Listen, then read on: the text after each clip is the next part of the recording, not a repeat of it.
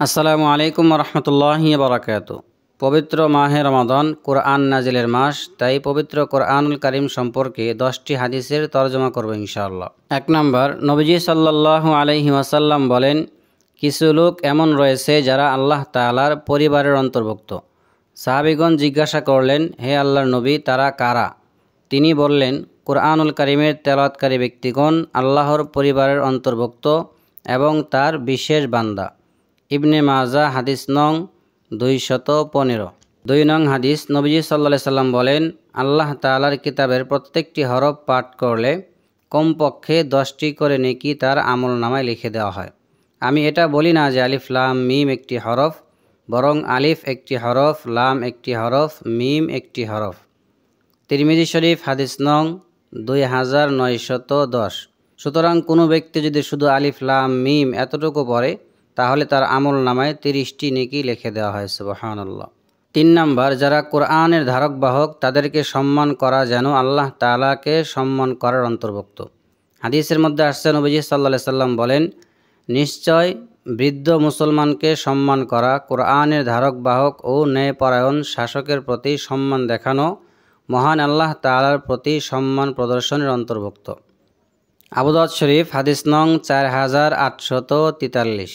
4 নম্বর, নবীজি সাল্লাল্লাহু আলাইহি সাল্লাম বলেন, যেই সকল লোকেরা সুন্দর আওয়াজে কোরআনুল কারীমের তেলাওয়াত করে না সে আমাদের অন্তর্ভুক্ত নয়। বুখারী শরীফ হাদিস নং 7527। সুতরাং আমরা সুন্দর করে কোরআনুল কারীমের তেলাওয়াত করার চেষ্টা করব ইনশাআল্লাহ। 5 নম্বর, নবীজি সাল্লাল্লাহু আলাইহি সাল্লাম বলেন, তোমাদের মধ্যে সর্বোত্তম ওই ব্যক্তি যিনি নিজে কোরআন শিক্ষা করে এবং অপর ব্যক্তিকে কোরআন শিক্ষা দেয়। বুখারী শরীফ হাদিস নং 5027। সুতরাং নিজেরাও কোরআনুল কারীমের তেলাওয়াত করব, পাশাপাশি অন্যদেরকেও কোরআনুল কারীমের শিক্ষা দেওয়ার চেষ্টা করব ইনশাআল্লাহ। 6 নম্বর, নবীজি সাল্লাল্লাহু আলাইহি সাল্লাম বলেন, যে ব্যক্তি কোরআন পাঠ করে এবং সে অনুযায়ী আমল করে, কিয়ামতের দিন তার পিতামাতাকে এমন মুকুট পরানো হবে যার আলো সূর্যের আলোর চাইতে উজ্জ্বল হবে। ধরে নাও যদি সূর্য তোমাদের ঘরের মধ্যে বিদ্যমান থাকে তাহলে তার আলো কেমন হবে? তাহলে যে ব্যক্তি কোরআনুল কারীম অনুযায়ী আমল করে তার ব্যাপারটি কেমন হবে তোমরা ধারণা করে নাও। এখানে বোঝানো হয়েছে, যদি কোরআনওয়ালার পিতামাতাকে এত সম্মান করা হয় তাহলে কোরআনওয়ালাকে কি পরিমাণ সম্মান করা হবে। আবু দাউদ শরীফ হাদিস নং 1453।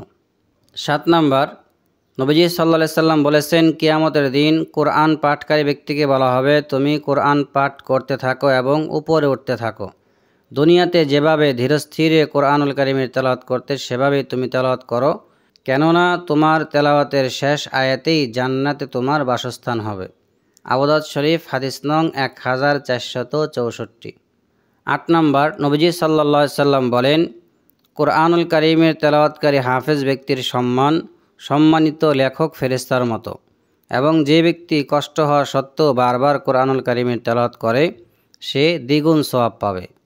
বুখারী শরীফ হাদিস নং 4937। 9 নম্বর, আব্দুল্লাহ রাদিয়াল্লাহু তাআলা আনহু থেকে বর্ণিত, তিনি বলেন, নবীজি সাল্লাল্লাহু আলাইহি সাল্লাম আমাকে বললেন, আমার কাছে কোরআন পাঠ করো। আব্দুল্লাহ রাদিয়াল্লাহু তাআলা আনহু বললেন, আমি আপনার কাছে কোরআন পাঠ করব অথচ আপনার উপর কোরআনুল কারীম অবতীর্ণ হয়েছে।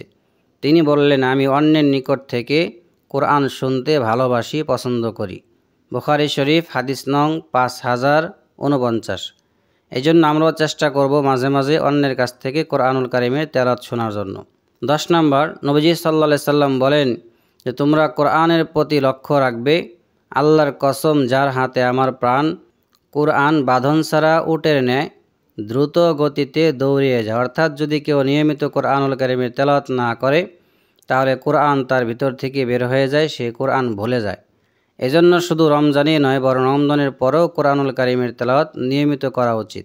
বুখারী শরীফ হাদিস নং 5033।